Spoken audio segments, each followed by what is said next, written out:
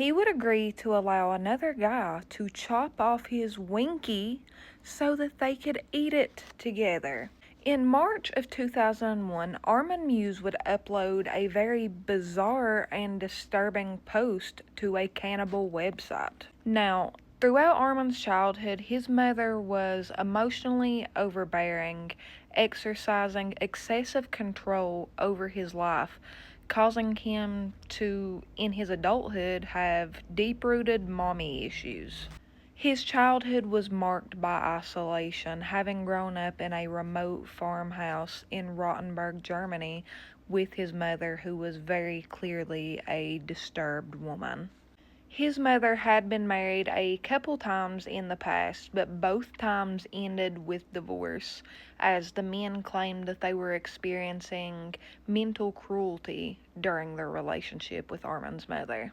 So Armin grew up conditioned to believe that his mother's constant presence was normal, and even as he got older, he would bring his mother along on dates with girls. Neighbors would describe Armin as a nice, helpful, sweet kid. But Armin would later admit that as a child, he was secretly having these disturbing fantasies about ending his friends' lives and cannibalizing them so that they could never leave him. And then in 2001, he would post an ad on a website called the Cannibal Cafe seeking a young, well-built man who wanted to be eaten.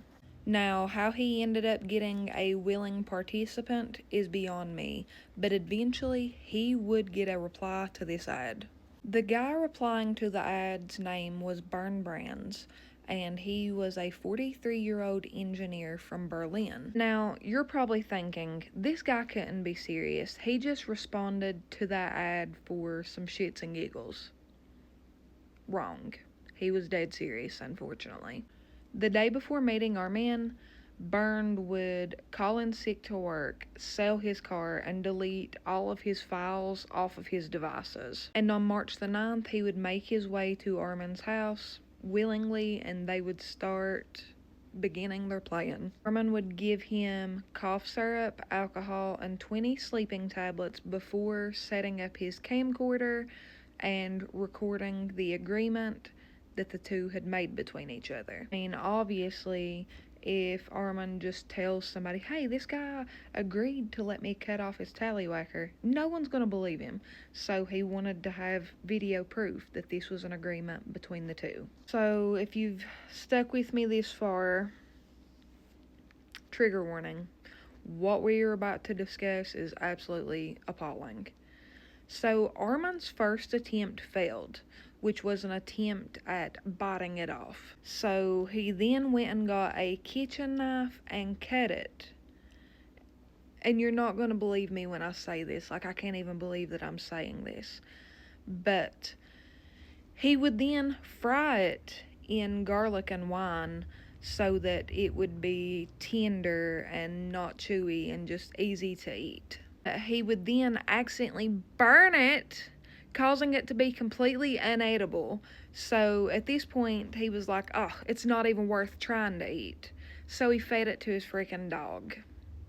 And by this point, Bernd was so out of it from the combination of medicines that he had taken and blood loss, so he wasn't really up to the idea of eating it anymore anyways.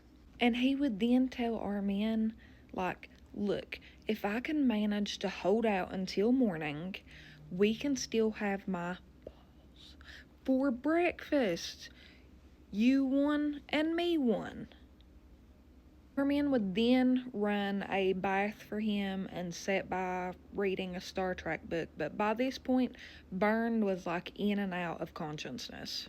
And after some time, he thought that Bernd had already passed away, so he started cutting parts off of him. But after investigators reviewed the tape, they came to the conclusion that at that point, Bernd was actually still alive. Would then stab him in the throat and hang him from a meat hook.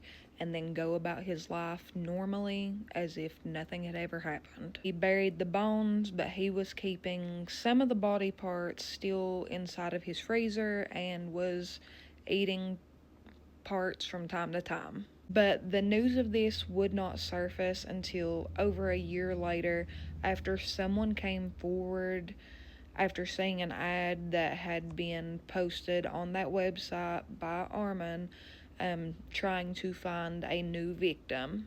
Authorities would then conduct a search at his home and find the disgusting recording. Believe it or not, there were actually others who had agreed to this plan in the past. They would come over and change their mind after starting things, but Armin actually didn't seem to get mad about this. He would just be like, okay, that's fine, and then they'd carry on about their nights normally. At first, he was convicted of manslaughter in connection to Bernd's death, and he was sentenced to 8 years and 6 months. But in April of 2005, there was a retrial where prosecutors argued that he should have actually been charged with murder in this case, and that eventually happened, and he was sentenced to life. I can't believe that multiple people would actually respond to this ad and go over to this person's house and even attempt to start this process.